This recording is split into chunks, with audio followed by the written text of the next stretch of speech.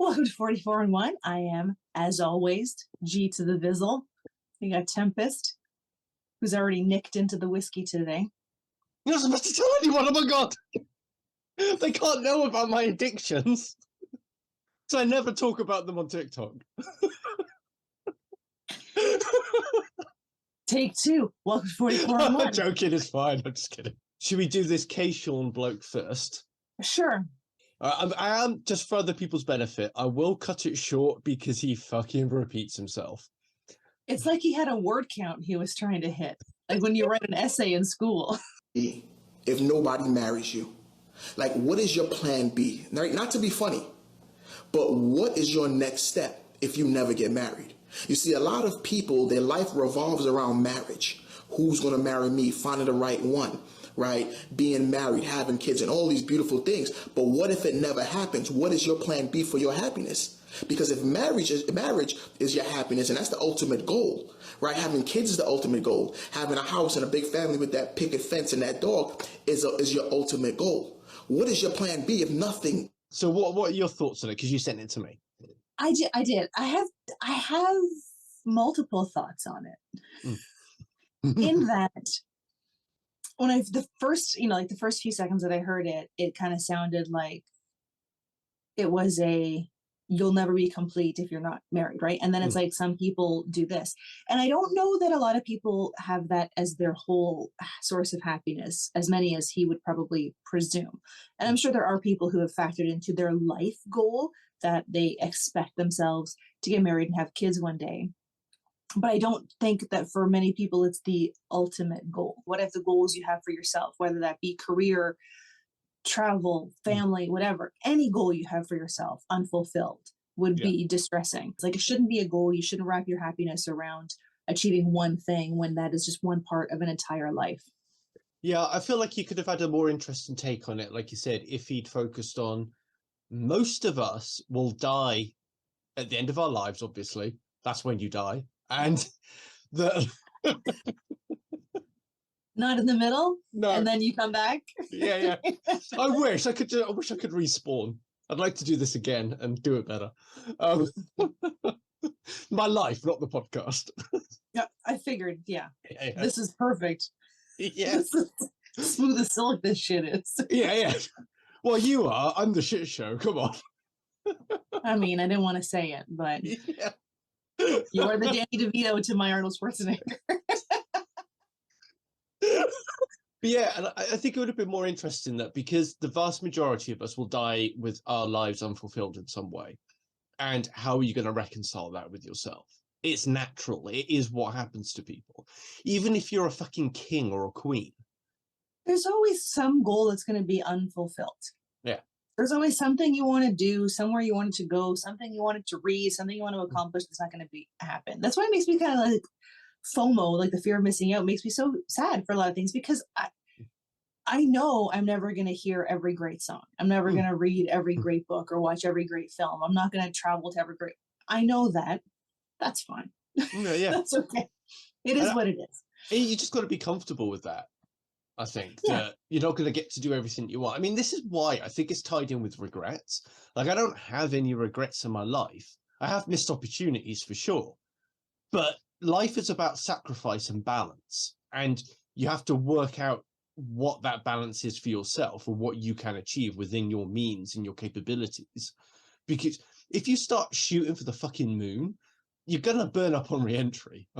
Well, it's fun. I read this cliche once that was it was supposed to be motivational, but it was like, shoot for the moon, then you'll land among the stars. It's like, but for some people, they'd be happy with that. Others would still be lamenting the moon they never reached. That they're stuck in orbit around it and can't land.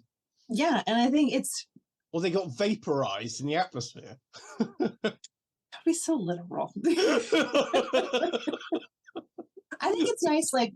I think it's nice to have goals, but there's got to, I mean, like you said, like with anything, there's got to, not even a plan B, just how will you reconcile if your life doesn't go the way that you had planned it to go, regardless of the whole, like, marriage was such a simplistic example of it. And it makes it seem like that should be the end goal for a lot of people when it may not be. And for some people, they're perfectly happy staying single their entire lives.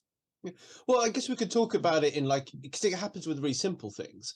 Like, because we don't mind people knowing that, like, I was going to come and meet you and your husband in a couple months ago, but I couldn't because my disability acted up, and I couldn't travel. I couldn't fucking do anything. And I was like, I was just basically laid out for a month and a half. And how, like, so that's like a small thing, really. That's not like a big life dream or a goal or something you've worked years to achieve. We'd worked 6 months to achieve it. and then it's just like, In the blink of an eye. yeah, how do you reconcile that with yourself, with the disappointment and this unfulfilled thing at this point in time, that like you didn't like get to do this fun stuff that we were going to do together, like the three of us and stuff? And I think it's a lot of like dwelling. A lot of people dwell on what could have been instead of what was, right? I mean, like, if you don't accomplish one of those goals, did you at least get part of the way? Did you learn something along the way? Like, there's something to be learned at every stage of it. I mean, and if it's like, because he comes back to marriage and he harps on the whole marriage thing. And I think if someone, because he says, what if someone, no one wants to marry you? Which I think is a really negative way of yeah, it's a negative way of putting it. But at the end of the day, like, if that same person, you know, at the end of their years, it's not like they were likely not single the entire time, never had a relationship the entire time. So they may have had a lot of fulfilling relationships that didn't lead to marriage, or they can realize that, like, you know what, I dodged a bullet, because had I married that person, or had I been in that, I would have been miserable in that relationship. Like, it doesn't, just because you've reached a goal doesn't mean you're happy reaching it. Totally. I know a lot of miserable married people and happy and not married people, couples that aren't married. I mean, I'm in one. But it's also made me think of like just any goal. Like, I've always had these like mixed emotions, mixed feelings about people who have always known what they wanted to be when they grew up, right? And like, having worked in a call center and worked the evening shift, people were in school full time and then working part time. So like, you'd get to know people, and there were a lot of people who were there, like, they're in law school during the day or medical school during the day. It's all they ever wanted to be. And a part of me envies that, because they have that surety of knowing what they want. But another part of me is like, of two minds. It's, what if you get there and it's not what you thought, you hate it. Like, I had a cousin who went through law school, and then like she was a lawyer for 6 months. She was like, fuck this shit. And she was out. But then also, are you closing your mind and your, you know, closing the opportunity for something else that could fulfill you more, that you could enjoy more, you could be better at? Yeah. I think there's with those people that are like hyper focused, they're either, it's almost their destiny in a way, for want of a better word, that they were to become that. But also, I wonder how much propaganda they've been given over their lives that's pushed them into that. Because I know quite a lot of people that have had quite successful careers, but they're fucking miserable. Like, there might be a dentist or a GP or an accountant, but they're like, I never wanted to do this. I did it because my dad wanted it. You know, that sort of. There's a lot of pressure for that. Like, a lot of pressure to follow in family footsteps, or like be the first one to do this, or like my dad, for some reason, my dad thought like working in a bank was the be all and end all. And so he kept trying to push me to work at a bank or be a teacher. Those were his two things, right? Like, be a teacher, work in a bank. And I was like, both of those things sound awful. Like, yeah, genuinely. Yeah, but I mean, I've fell into my job, my career, and I love it. I didn't plan for it. Like, there's no, maybe it's because I'm not a planner, because I had plans. I had planned nothing. Yeah. The course I took in college was alphabetically the first one in the course catalog. I can imagine that. But the other thing is like, there's got to be like a middle ground in it, because it's based on your personality and your life experiences. And then for somebody like you, with your personality, that suited you best. And then you know, like, well, your life's turned out fine. You know, you got hitched. You managed to con a man into marriage.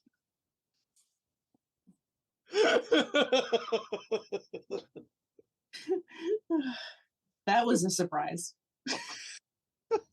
Is it still a surprise? Do you just wake up some morning and think, what the fuck have I done? You're still here? Yeah. I haven't got rid of him yet. Fuck's sake. This is chilly. That's what it is. I think that's what keeps you going. And his French toast. He makes amazing French toast. Well, he'd have to if he's, you know, being French Canadian. He's from Quebec. They make Creton.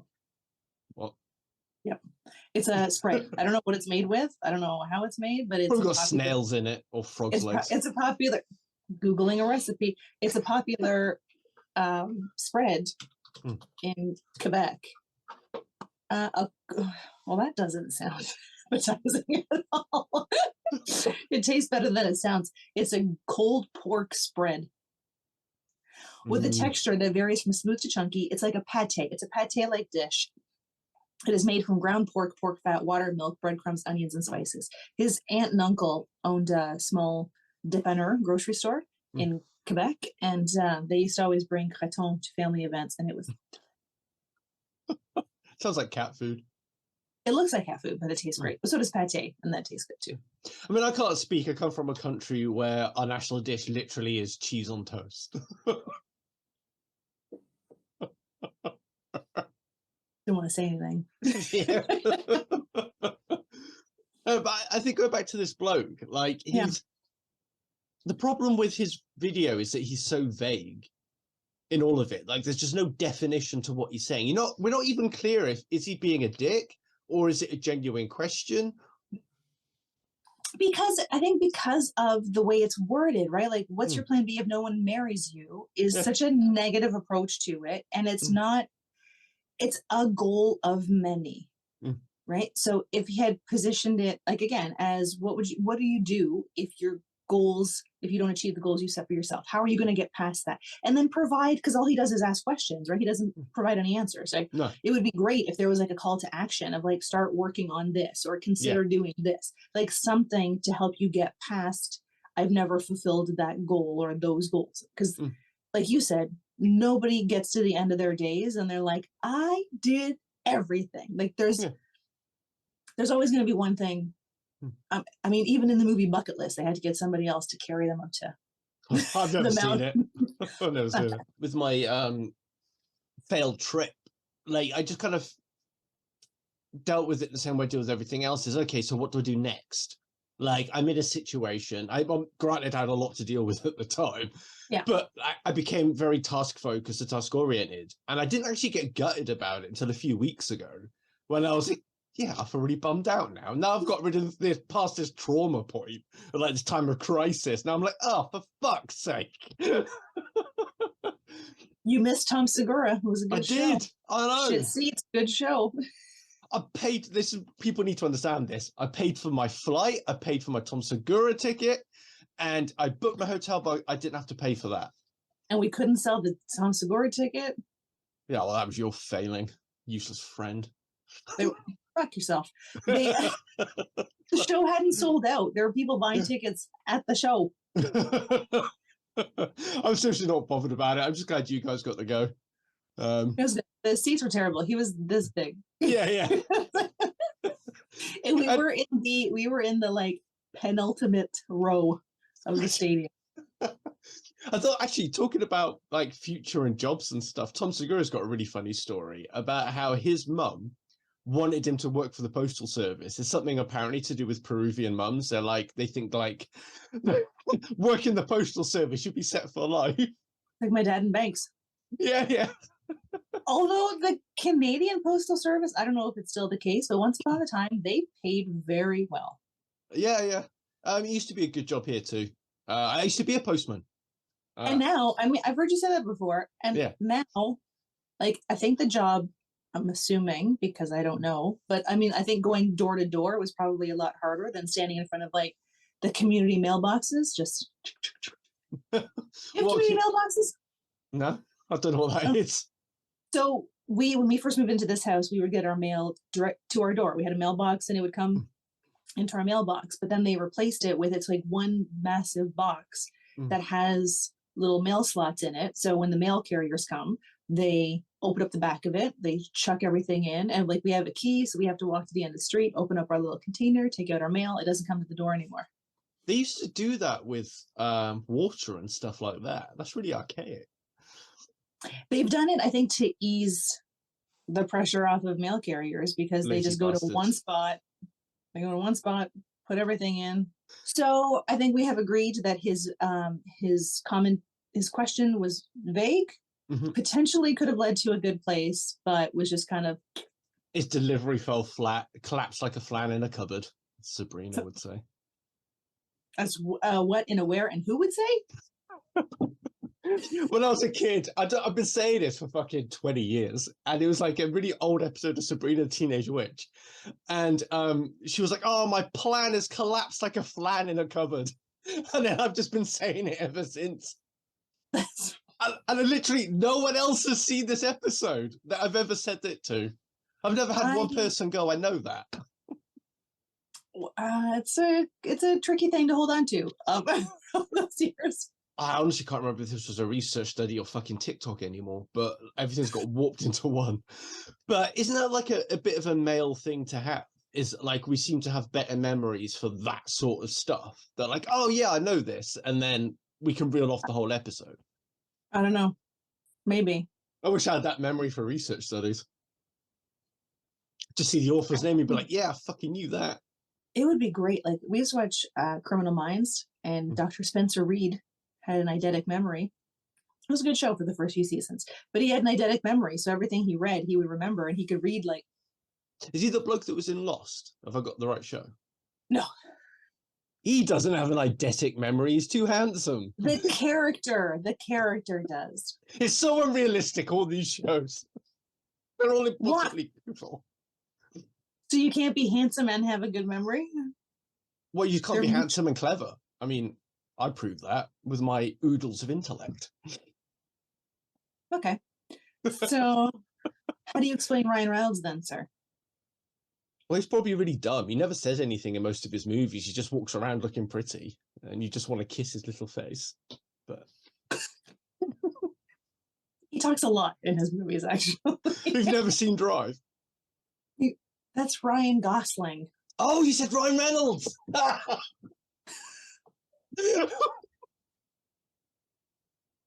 Have you seen the Ryan Gosling movie Numbers? Murder by Numbers? No. It's one of his earlier films with Sandra Bullock. I think they started dating after he was in that movie, and it's about him and his friend to try to plan the perfect murder as like teenagers. But then they get thwarted because he didn't take off his stupid thumb ring. Oh, idiot. Amateurs. And which Ryan did you say that was? That was Gosling. Okay. And he dated Sandra Bullock? Yes. Bastard. And then Ryan Reynolds was in a movie with Sandra Bullock. Full The circle. Proposal. Yes. I've seen that. Have you seen the behind the scenes stuff they did with Betty White? No. Where, because everyone's like, oh, Betty White, like she's everyone's grandma, she's super lovely. So they did this behind the scenes thing where like she'd be really, really nice to Sandra, but like a super bitch to Ryan. Oh, but whenever someone was around, and like no one believed Ryan because when they were with Betty, she was like, he's being mean to me. Like, what a gem she was. Yes. I don't actually remember seeing her in anything. I don't think she was that big a cultural figure here. Who? Betty White? Yeah. Who would be the equivalent for you? I think we got one. Dame Edna. I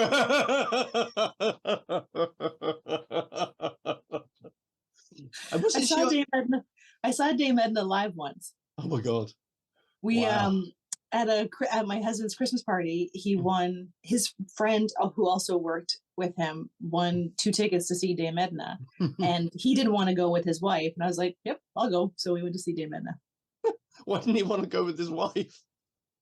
He didn't want to see Dame Edna. It wasn't that he didn't want to hang out with his wife. He didn't Oh, I thought like.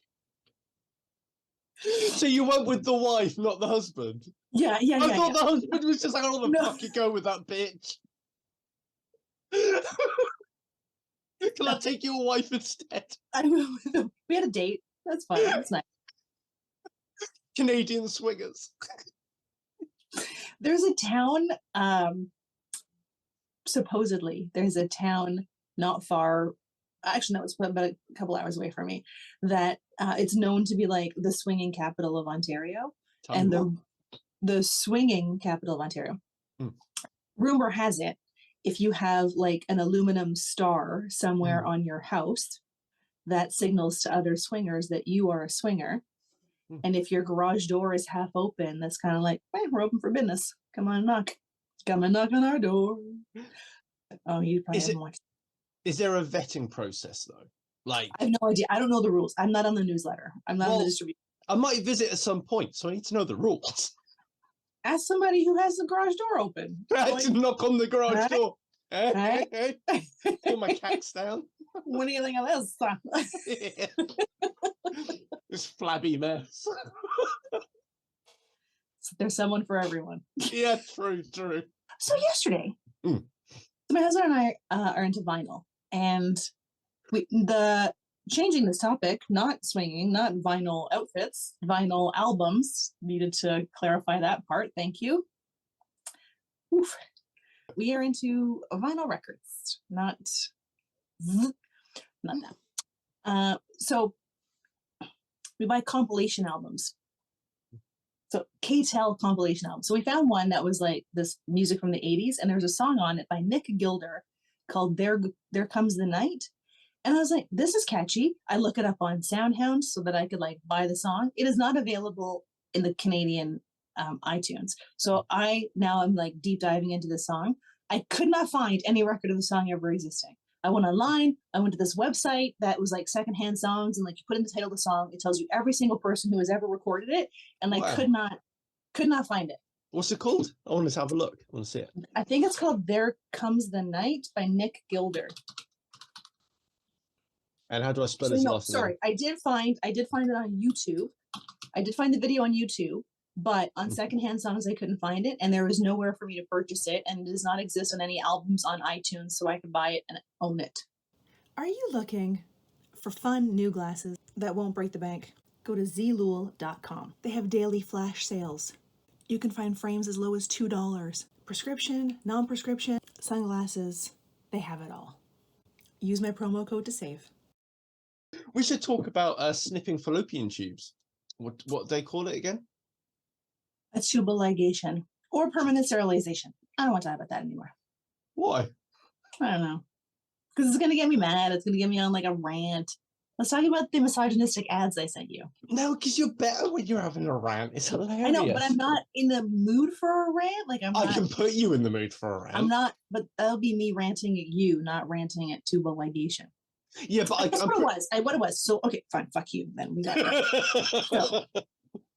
So someone posted in a Reddit subreddit called No Stupid Questions. Why do some doctors refuse? Or like people get upset about doctors advising on tubal ligation. So then the comment thread was kind of like doctors can advise, but they shouldn't refuse, right? Because then it's presuming that you know more about somebody's life choices than they do. And then there were a lot of women in the comments who were saying that they had been trying to get permanent sterilization for whether it's a hysterectomy or a tubal ligation for years, and their doctors kept refusing them because what if you meet somebody one day who wants to have kids? What if you decide you want to have more kids? One woman in the 70s had said her mom, after having 3 children, went to the doctor to have her tubes tied, and the doctor wouldn't do it without her ex-husband's permission. So then there was a man in the comments who was going on. He also not only responded to the entire comment thread back and forth to me, but then sent me a private message to further his point that he didn't believe the women in the comments who were saying that doctors have said, what if your future husband wants, or what if you meet somebody, blah, blah, blah. There was a whole conversation around that doctors can refuse any procedure. Mm-hmm. If it's not an emergency procedure, if it's not life-saving, they can refuse it. But he tried to make the example of like, what if someone goes and says they want to chop both their arms off? The doctor shouldn't be able to do that, which is such a tip. That's a straw man. Yes, and it's such a terrible argument that like one is about reproductive choices, and the other is not having forced disability. Yeah, like that's self-mutilation. They're not the same thing.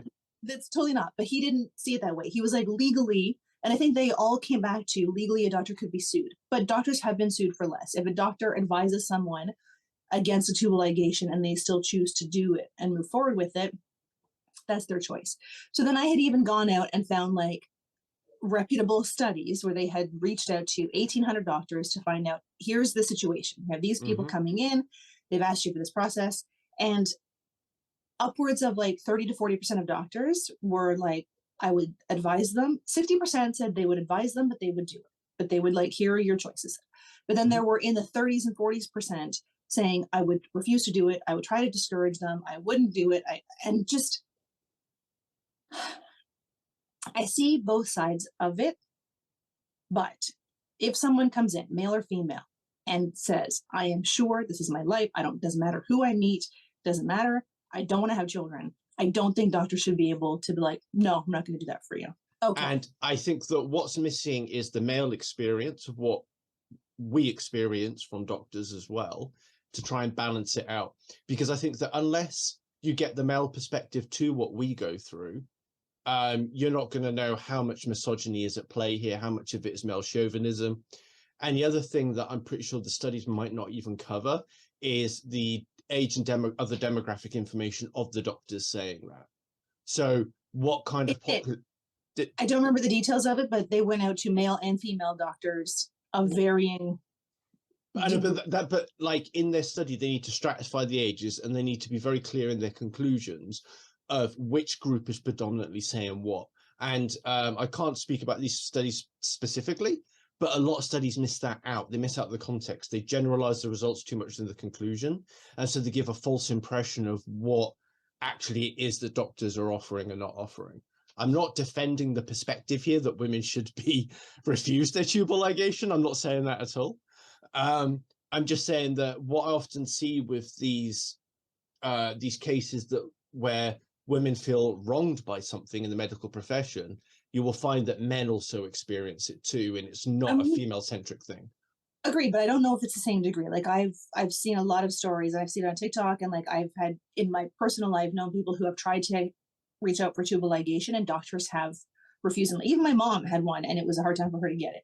And there have been cases where doctors flat out refuse. And I have a friend of mine whose husband went in for a vasectomy, and the doctor was pretty much like, "Are you sure?" Yeah. And but still, I think there is still some discouragement. I don't know that it's to the same degree. But discouragement in itself is good to an extent, rather than like a flat out no. Like when I deal with my doctor quite frequently, and we'll always have a discussion. I think a lot of the times that people misunderstand where the doctor's coming from is that like what they perceive as a no from the doctor isn't a no. He's trying to warn you of your future choices. So if I go to my doctor and I say, dude, I need more morphine, my back's really bad. And then he's going to go, right, sit down, let's talk about this. And then we'll rehash the situation and what's going on. He'll remind me of various things. And then he doesn't say it, but I'm aware at that point from dealing with doctors so much that it's now up to me to make the decision. And that would be... and then there's like a point with the patient doctor sort of relationship where people don't realize that they can push a bit further because they don't realize that they can do it because doctors don't make it clear that they can. And I get where you're coming from, but then there are like tons of examples of women who have tried to push and the doctors have flat out 40% said, though. I'm not going to do it. Yeah, 40%. In that study. But if you were to like go on, like seek out the other sources, 40% is still a significant amount, especially if you're in an area where you don't have access to a ton of doctors, or the doctors in that area all kind of have that same thought process. Then you're kind of hooped because you have to either leave your hometown or whatever to do this, and not everyone has the resources to be able to do that. Yeah, totally. I mean, I'm not disagreeing with the essence of what you're saying. I'm just trying to kind of add a bit more detail to the picture. No, and I get the difference between discouragement and refusal. I understand that part of it. And like, no, but a lot of people don't though. Flat out refuse. No, doctor, I really want this. I'm not going to do it. People get that distinction. No, people don't. They honestly don't. I listen to. How people. do you not? I'm not going to do this for you. No, they don't. They understand the flat out refusal. What I'm saying is that the bit that people don't understand is when they're discouraging you because they think that it might be a bad decision. People think I don't think you're giving people enough credit though. No. I hear them. I'm in the surgery frequently. I experience like I've worked in the healthcare sector for a number of years, and B, I spend a lot of time sitting in the fucking waiting room listening to people and their conversations. And you really shouldn't be able to hear that though. Like not with the doctor. Not with the doctor. Patients talking to each other. And I have sat in consultation rooms working in at the NHS. I have sat in the consultation room with doctors, with nutritionists, with surgeons, etc., etc. And I've sat there while they're talking to patients. I've interviewed like 30 or 40 patients. I get it. I think the difference in this instance is that when they are being when a lot of these women are being discouraged, when they are being refused, it often comes back to, what if your future husband, what if your partner, what if you're right? So it's not like they're not being discouraged to make this decision for themselves. It's, well, you might meet somebody one day who wants to have kids, so you should, maybe you just haven't met the wrong man yet. Like that's what that conversation comes around to. So when I asked, I was in my early 20s and I asked to have my tube snipped, and the doctor asked me a whole bunch of fucking questions, and I was like, I don't want kids, I've never wanted any. He was like, but you might meet a woman one day that wants children. And I was like, I don't care. Like, I wouldn't be with somebody that wanted children. I know I don't want any. And he was like, well, if you want it done, you have to go private, and that's going to cost you like £500 or whatever. Well, you were given that option. Well, it's just, that's part of their way of getting rid of you, because he could see that I didn't have the money to do that. So that's their way of diffusing the situation, of getting you just to fuck off, basically. I don't know if that's I don't know the Canadian health system well enough to know if that would be an option. I mean, and that argument has always pissed me off. It's like, people have told me that over the years too. It's like, what if you meet the perfect man for you and he wants to have kids? Like, well, then he's not the perfect man for me. Exactly. That's what I thought. Fuck's sake. Yeah. And I think like, I made it very clear to my husband very early on. There's no buns coming out of this oven, right? It was. Yeah. And like, I was even having a conversation with the guy at work about it, because he just had a vasectomy. And then I was like, oh, that's actually a really good idea. I was like, did it hurt? I was asking him questions. He was like, yeah, but they won't let you have one though. You know that, right? And I was like, why not? He's like, well, you're too young. They'll come up with all these excuses, and everything he said happened when I went in there and asked. And I get it, like, if you're 20, right? Like, I kind of get it, because a lot of people do change their minds. But there were even stories of women like in their 30s who already had children, and they were like, I don't want any more. And they're like, well, you may change your mind. Like, it's so bizarre. Like, it is fucking backward. Like, and then I think that, again, just to kind of clear up some of what I was saying, is that there's going to be like a different percentage of each people within this, right? So there's going to be a percentage of patients who have seen a certain percentage of doctors have outright refused them, and there's been a very clear no, that's not happening. And then you get another percentage of patients, and then they're split into two groups where they get the they're trying to discourage you, and then some of them will think that's a no, and they'll just go off and like be like, oh, they said no, and then not realize it was just discouragement. And then there's the other people who will realize it's just discouragement, and then they will push further. And then out of that group, a percentage of them will be successful and a percentage of them won't be. That's why all of these issues are too fucking complicated for people who aren't doctors or lawyers to have like an opinion about like that fucking bloke on Reddit. Like, it's too complicated for you to have that fucking opinion, guy. Like, you got to listen. It's not even his opinion. It was his flat out refusal to believe the women who were saying, this happened to me. Yeah, He was like, no, it didn't. Yeah. And like, he even made one comment where, because there's another subreddit called That Happened, where people place these like completely implausible stories saying like, oh, my 6-month-old the other day did our taxes, right? Like, it's one of those. And she's like, this sounds like a That Happened moment where did everyone clap afterwards? And it's like, these are real women who were telling you that these things happened to them. And he's like, I don't buy it. And then this is the thing that, like, if you were like a researcher in that position, like, you would listen to those individual experiences. And then even if it's only 1 or 2 women in the whole group, you would add that to the group that is like the deviant cases, the outliers who have been failed by the system. And then we need to figure out how to treat that group properly, because something is clearly fucked up. And then in the situation like with like where it's actually affecting so many women, like with the tube snipping, that there's something systematic going on. Yeah. And for him to just flat out be like, yeah.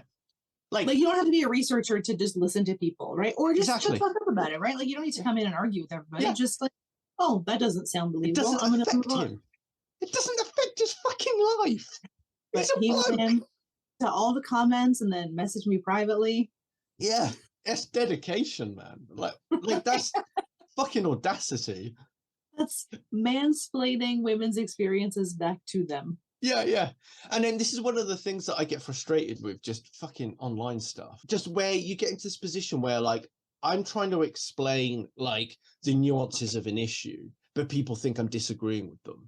I'm like, I'm not fucking disagreeing with you. I'm telling you about the nuances that, like, there's a group that you're not aware of that you haven't covered in your video or your comment. And I'm addressing that, but I'm not disagreeing with what you said. Some people may interpret that nuance explaining in the same, like, you addressed women's sexual assault, but what about men? Like, some people may think that comes off as a bit of a what ifery. What aboutery? Yeah. Which you don't like, but then you're doing it. No, but I'm not though. Like, it's but the way it different. comes across might be interpreted that way. No, because there's a difference, right? Because we're talking about a very complicated issue right now about women's medical choices, but there's a lot of stuff that's not being said in the conversation around that, because it's a research issue where we need to find out why are women being treated this way. And then as part of that, you need to understand, like, how are men being treated? Because if you understand how men are treated in that same situation, then you will know how deep is it, how deep is the misogyny, how deep is the like the male chauvinism in this. And then I was trying to explain about how different doctors will do different things, and then if you stratify their ages and genders and their specializations, etc., you can find out, okay, it might be only male doctors that are saying it, or it might be only female doctors are saying it, might be only old doctors. Young doctors might be better trained, which is something I've experienced in my own medical care, that young doctors under 40 treat me way better and more humanely than doctors over 40. So I'm just trying to elucidate, like, the situation, whereas, like, the people in the whataboutery is like, yeah, I don't fucking care about that, talk about men. And it's a completely different thing, because they want to derail the argument and stop you talking about women's issues and only exclusively focus on men. And also, in a whataboutery thing, they won't talk about that, though. Like, I've tried to explain in detail about the other context and situation for everyone else and how that relates to the women's experiences, but these other people don't do that. It's about the context of how they deliver it. They just go in, well, I don't care about that, but what about men? And I don't care about women. You know, and they won't talk about how they're related and how they interact with each other. And you thought I was going to be the one to go on a rant. Fucking cunts everywhere, I'm telling you. You're not wrong. Yeah. And then there's this stuff that, like with that bloke, like his response to the commenter that you sent me, like, it was just so fucking ignorant and argumentative that there was no convincing him, right? Like, yeah, there was no way, because he was just so wrapped up in the mindset that all these women were saying these things to prove their point, or they were exaggerating it, or they were miswording it or mislabeling it, that there was no convincing him otherwise. And he got really hung up on the word choice, right? Like, there was one comment where I was like, women have been told, what if your future husband wants that? And he's like, they probably were told, what if you meet somebody and you decide that you want to have children with that person, and then you change your mind? That's what they were probably told, and they heard it as that. It's like, that phrase is just a longer way of saying that phrase. Like, it's the same thing. And in this case as well, what is actually important is how the woman is perceiving it. Like, there's nothing else that's important here. Because you're in a power imbalance here, because you've got the doctor who is the gateway to your care and your well-being. And they have to speak to you in your language to get you to understand it.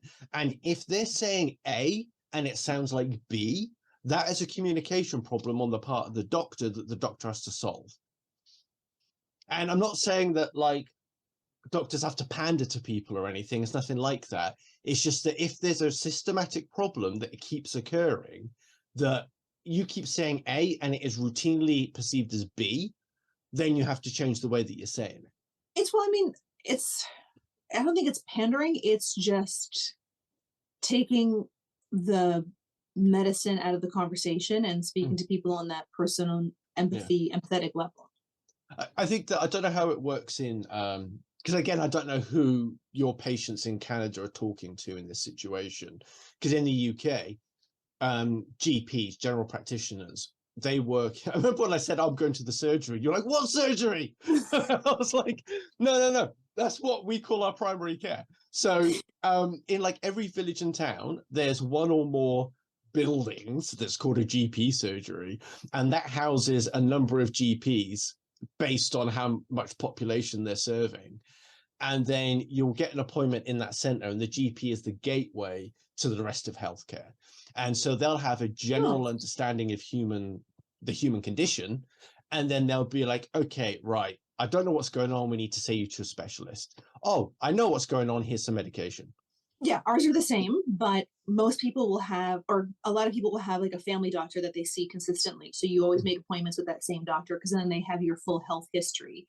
But then there's also, because there's a lot of shortages of family doctors, like in some places there are lists like a lot of people need to die before you get a family doctor. Yeah. Like there's long lists. So there's a lot of walk-in clinics where you can just walk in. Sometimes you need to wait for hours to be able to see a doctor to get treated for that. So you don't need to have that family physician. The challenge with that is that if you do have a recurring issue, there's no cumulative record of your history, right? Like, because it's not like, what would be great is if, and there were some, let me start over. What would be great is if every walk-in clinic gave you, here is your result, so you could take that with you and then kind of carry it with you. I did have there was one walk-in clinic that I used to go to where we used to live that would do that. Any copy of test results, they would give you a copy of those. So if you were to find a family doctor, you could take that package and pass it over to them. But for the most part, you're just seeing the same doctor over and over again if you can, or you're just jumping to walk-in clinic to see which one has the lowest or the least waiting time. I will happily talk ad nauseum about the issues of the NHS, but for patient safety and patient consistency, nothing else beats it. Fuck me. That is appalling that you guys are treated like that, even in your system. So my family doctor that we had passed away, and to get a copy of my file to be able to take that to the next family doctor, which he passed away 5 or 7 years ago, and I still don't have another family doctor because like the walk-in clinic I go to, I see the same doctor every time I go, and I'm like, are you accepting patients? She's like, I don't know if I'm going to be here, because she's kind of going from different clinic to different clinics. So she's like, I don't know if I'm going to end up in this clinic. So no. Jesus Christ. To get the copy of my file was like $50 or $75 to get like a CD that had all my health records on it. And that was just his office. Like I only saw him for 5 years when we moved here. I have 40 plus years of records elsewhere that Fuck. Wow. I think if I had like a chronic condition, I would probably be more likely to collect all of my stuff. But because it's just money, though. That's so much money. Well, I only paid for it for that doctor because I saw him for a couple of things. But if I had, like I said, if I had a chronic condition, I would pay to get all of my stuff. That's what I'm saying. Like, oh yeah, it would be expensive. Or I'd be more adamant about looking for a family doctor. But because it's like, pap smear here, blood work there. But you might have a chronic condition you're not aware of, though. That's the problem. And like, okay, so in our system, like that wouldn't come out of my. If I'm not aware of it, then no one's aware of it. It wouldn't come out in my records. No, but I could look up my records. That's how I found out about my chromosomal abnormality that was tested in like 1986 that I didn't know about. It's because I can log on and I can look at my fucking medical records online. But they wouldn't tell you that you had a chromosomal abnormality? My mum just didn't tell me. It's just because it was done when I was a little kid, so I didn't know about it. So where it's going now, some, not all, but some, like if I get blood work, I can log in and see the results of my blood work, but I can't interpret it. Like I'm just seeing what they're seeing. And then when I recently got the x-ray on my foot, I was able to log in to see my x-rays. But so they're kind of going in that route, but not everywhere does it. Like the other place that I got, when I got an x-ray, they were like, we'll call you in a couple of days and let you know what the results are. So you have to wait for the doctor to call you, and you don't get those records. Our GP services do all of that shit for us, and then our GPs will call us, our GP service. So ours will usually say, we'll call you with the results. If you don't hear from us, give us a call back.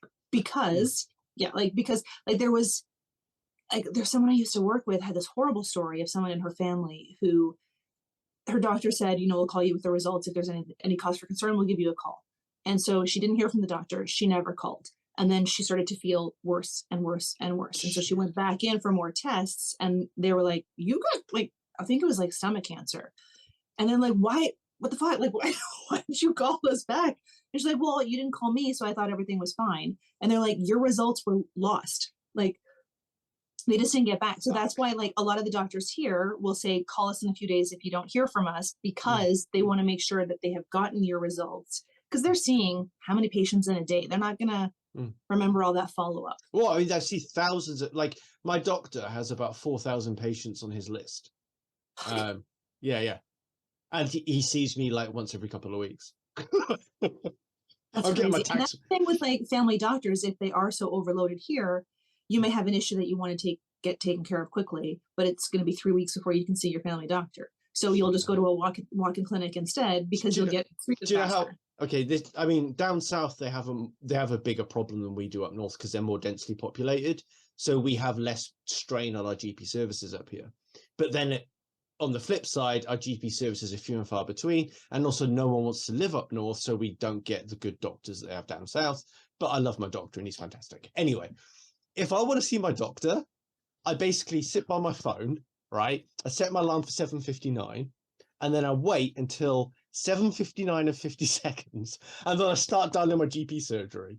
And then as soon as the voice message changes, I hit 1 on the number pad, and then I get through to the secretary, and then I book a fucking appointment. And I see my doctor that day. I used to be able to book my appointments online with my doctor, but I can't do it anymore. And they never answer their phone, so I have to call and leave a message, and then it goes back and forth.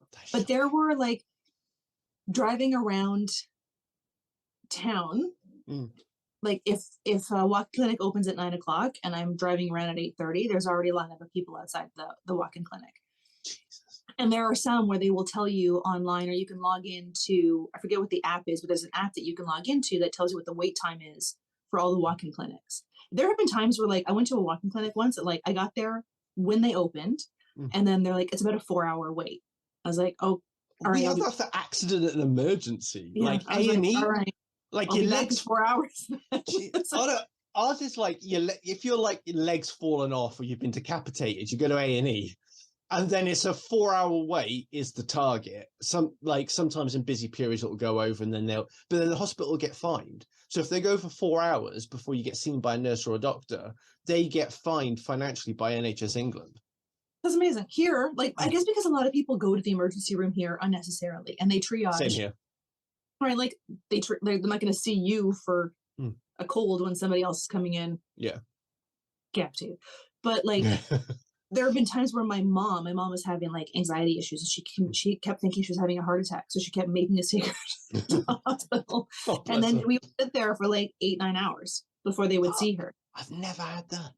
Yeah, I had maybe 1 or 2 bad experiences where I had to wait a long time, but never 9 hours. Yeah, there were times 6 hours to the most. I just can't. You got to take mom to the hospital. I can't do it again. I was there all day with dad. I'm exhausted. I can't. So I'm okay, pick up my mom. And the really good walk-in clinic that has a ton of different doctors, multi-specialty, they're open till 11 p.m. is across the street from the hospital. So we're driving there. My mom's like, go to the hospital. I'm like, no. I was like, I'm not going to sit there for 10 hours. I'm going to take you to the walk-in clinic. If they say you need to go to the hospital, we're right across the street. But you've been to the hospital 3 times in the past 2 weeks with a heart attack, and it's never been a heart attack. So we're going to the walk-in clinic. She screamed at me the whole way. Take me to the hospital. If you're not going to take me to the hospital, take me home. I want to go to the hospital. We go to the walk-in clinic. It's 10:30 at night. We see a doctor pretty quickly, and the doctor's there's nothing wrong with your heart, right? I think you're having a panic attack. There's something wrong with your heart. And then she was like, doctor, if you think I should go to the hospital, it's right across the street. Oh, bless her. And he's like, no, you don't have to go to the hospital. Just relax, take a deep breath, go home. So then she went to see her family doctor a couple of days later, and her doctor gave her anxiety meds. And then my mom was like, cool as a fucking cucumber. Brilliant. Oh, bless her. She was taking like half a pill a day. And when my dad and my grandmother were still alive, the two of them were like oil and water. So my mom, like, I'd be on the phone with my mom and I could hear my dad and my grandmother fucking chirping in the background. And my mom would just go, it's going to be a full pill tonight. So actually, there's a problem here where old ladies get addicted to opiates. I think there's a problem here too. Yeah, because well, we can. I can't remember if you guys have it. I think we've spoken about it before, but like over here, we can get codeine over the counter. No, not here. Okay, so we can like it's mixed. You can get it either with paracetamol or with ibuprofen, but it has to be mixed with something. It's supposed to discourage people taking too much, but it doesn't work. And so what old ladies do is they're like with their totted gin at night before they go to bed to sort of warm their cockles. They'll take the gin and they'll take a couple of like codeine with paracetamol, and it'll just give them a nice warm fuzzy feeling. And then they do this for years, and then they end up in an addict clinic. Here it's prescription. Codeine is based by prescription. I don't know if it's everywhere, but I know in Ontario it's based on prescription. But yeah, there's a lot of people who, I mean, they start with they're like, oh, I've got a sciatica, I've got back hurts, I got creaky bones, and then before you know it, you're like me. Well, the thing is like the laws really need to be tightened up, because I think it's creating a lot of unnecessary addicts. Because to get it over the counter, the maximum I think is 12.8 milligrams. Okay, and then the tablet you get from your doctor is 15 milligrams. So there's no difference. 12.8 or 15.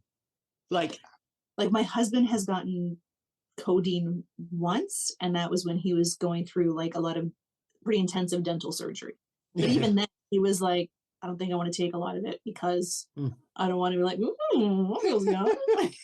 I managed to not take really strong painkillers for about 4 years, I think. 3 years. I was in the last year of my undergrad, and then I still didn't have opiates. I only had opiates after my master's. So I was working at a university after that, and that's when I started the codeine. And so I'd been in pain for about 4 or 5 years by that point. Basically, like every day in pain, like there's no gap. And I managed to go that long, but then the pain gradually got worse and worse, where like I could barely walk some days and stuff. And I had to fucking study and teach. So, but the doctor, this is the difference in treatment. The doctor that I saw was about to retire, and he just whacked me on codeine. And he didn't send me to a pain clinic. He didn't give me any extra support. He didn't ask if I needed any mental health. He just went, oh, here's some codeine. You'll be fine. Yeah. I used to get dizzy spells all the time. And it's not just like I stand up and I'd be dizzy for a second. It would be like just moving my eyes would have the whole room spinning for like a minute and a half. Like it was terrible. And I would go to like doctor upon doctor upon doctor. And each one was like, follow my plan, whatever. They would do blood work and then just, oh, there's nothing wrong with you. Just go home. And I had one doctor. I went to a walking clinic at work because I managed to get to work. I don't know how I drove to work, not safely. And there was a walking clinic down the street, and I was like, I gotta go. I gotta check this out. So I get there, and the doctor says, lie down and tell me when the dizzy spell stops. And it was like a minute and a half, and then he went, wow. I was like, that's not reassuring. So he does the whole check my reflexes, follow my eyes, blah, blah, blah. And then he's like, well, I can't see anything wrong with you, but if your ears start bleeding, just go to the hospital. And then sent me home. What did he expect you to do with that? And I went to and I didn't have a family doctor at the time. Every time it would happen, I was like, this is not, I fainted once. I got so dizzy that I fainted. And so I finally found one doctor who was like, oh, let's run a bunch of tests. So I got an ultrasound, I got a CAT scan, I got an MRI, all these things. And then at the end of it, he was like, I don't know. What's wrong? Your blood pressure is kind of low. Eat more salt. And that was the end of that. But it was I had to deal with these disease spells for 2 or 3 years before one doctor was like, maybe we should do some more tests. I mean, it came back not really conclusive, but they have to do the test. If they don't know, that's why they need to do the fucking tests. Yeah. But I also think that doctor was a bit of because every time I went to see him, he would be running 17 different tests. So I think it was just his way of getting paid more. Yeah, there is that. Game the system. But I mean, people have a lot. Yeah, actually, one thing I was going to bring up was about the medical records, because you were saying about, and then I just remembered the bit I want to say about it. So our medical records are held by the GP service, but then of course people move house and stuff. So there's like a big central sort of repository of patient medical records for the whole of England. And so when you move from your GP, as soon as you leave, they ship your medical records to this repository. And then when you go to a new GP service, they take them out of the repository. But mine got lost. yeah, ours we need to pay to move them. And I even got a letter saying like the office is going to be shutting down. You have until this date to pay this much money to get your records, or they're just gone forever. How are they supposed to know if there's any patterns? Jesus. That's the issue, is that, and then like if you go to different doctors, there's no doctor who will, and like I think they're very one-off about it, because especially like seeing my doctor, they would never take a look at my whole history. It was just like, what are you in for now? And if it was like they weren't looking for patterns, I don't know if there was a way to call out patterns unless I would consistently, like the patients have to very much advocate for themselves to get these more, take a deeper look into it, go with it. Like the first time I broke my toe and I got an x-ray because I wasn't sure, the doctor called me back and she's like, here's what you can do, and here's different options, and here's where the break is. And like, she sent me to a fracture clinic to get, checked out. And then the next time I couldn't get an appointment with her, but the break felt different. So I was like, I need to know if I need to be wrapping this or staying on, like, to treat it. Because I wasn't sure if it was bone or if it was like tendon, joint, muscle. So I went somewhere else to get the x-ray and saw a different doctor. And when I guess the x-ray technician saw the break, because he was like, when I was leaving, so the doctor will call you in a couple of days, but you may want to consider taping it up, right? So he's like, telling me but not telling me. And then when the doctor called, he's like, yeah, it's broken, you should tape it up. Any more questions? Like, no, that's fine. Jesus Christ. And like in the x-ray, you can clearly see that I have a heel spur, like a bone spur in my heel. And like, not that I expected him, but it would have been nice for him to be like, oh, and if you see that in your x-ray, that's what this is what you can do to treat that, right? Like, it's just that little extra mile. Yeah. And if anyone's wondering why I nodded, then it's because I have seen that x-ray. Just fully think I'm just agreeing weirdly. That you saw the x-ray, then you just be like, yeah, no, that's fine. Yeah. I'm a doctor, don't you know? I have a master's degree in mental health services and population research. Master's is doctor now? Is that what that is? Yeah, there is. If TikTok's anything to go by. Okay. But I think this sums up the problem with, just to bring it back full circle, with the women getting their tubes snipped. I think that, like, because there's a lot of similarities between the problems in our systems, and that, like, there are benefits to the NHS, but we also see a lot of the same problems, like you've just discussed. A lot of that rings true for some of our experiences as well. And the problem that I think that patients are going to have, and I think it's less of a problem for men because there's less stigma than there is for a woman, and there's less of an entitlement to control when it comes to a man. If I synthesize all of my knowledge from psychology and combine it with all this medical stuff, that women have a fucking job to, like, go around to several different practitioners over a period of 2 or 3 years and find a clinician who is willing to snip their tubes.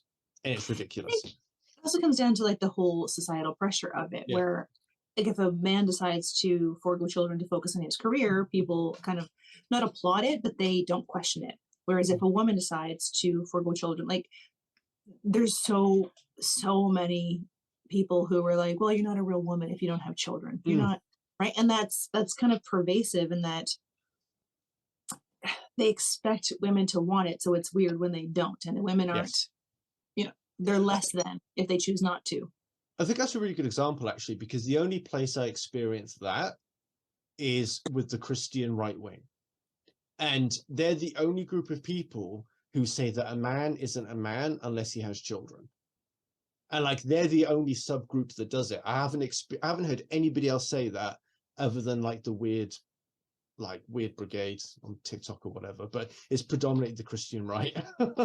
It's weird, like when you saw like, I think it was like George Clooney before he had children, everyone was like, oh, he's a confirmed bachelor. But then and they were like, oh, she's a bit of a spinster. Like, yeah. And even some of the word choices, like sometimes when I see like on Reddit and TikTok, they talk about men being child free, whereas women are childless. Yes. Well, like, no, we're also child free. One of the things that I remember we spoke about in one of our first ever podcasts, and we made a joke about nulliparous because it's a word you hadn't heard before. Yeah. And we're like, there's a specific word for a woman that hasn't given birth, but there isn't for a man that hasn't procreated. We need to make one up. We need to make up that word. Yeah. We should take votes. Put in the comments what you think the word for a male nulliparous is. Yeah. A mulliparous. Yeah. Incel? That's a whole other can of worms. But why else wouldn't they procreate if they're not getting laid? That's the only reason. Otherwise, why wouldn't they procreate? That'll be part 2 of this conversation coming up next week, because that's a whole other can of worms we need to get into. Yeah, I have something to end the podcast on. Like, we're not going to have time to talk about it. I just want to throw this out as a can of worms. I sent the picture to you earlier, but I find it so fucking funny. So everybody, what do you think of this? So this is a man writing to another man, okay? Again, the context is that he's very, very right-wing and very Christian, but like a very controlling sect of Christianity. Always be wary, even if the woman you're courting is a virgin. Guard your heart. But this is even more important if she's not a virgin. Why did she fornicate? If it's because she can't control her sexual desire, that's a warning sign. She might cheat on you. And does she believe in contraception? Abortion? Divorce? Gasp. Because of the role she will play in educating your children, these are vital considerations. But it's natural that she wanted sex. Peak female fertility is around age 20. Women should be married and pregnant by then. Isn't a woman's sexual peak in her mid-30s? Late 30s, early 40s. Oh. And men are in their 20s. So he's talking about men. So be wary if she's a virgin. Be wary if she's not a virgin. Just essentially be terrified of women in general. Yeah, exactly.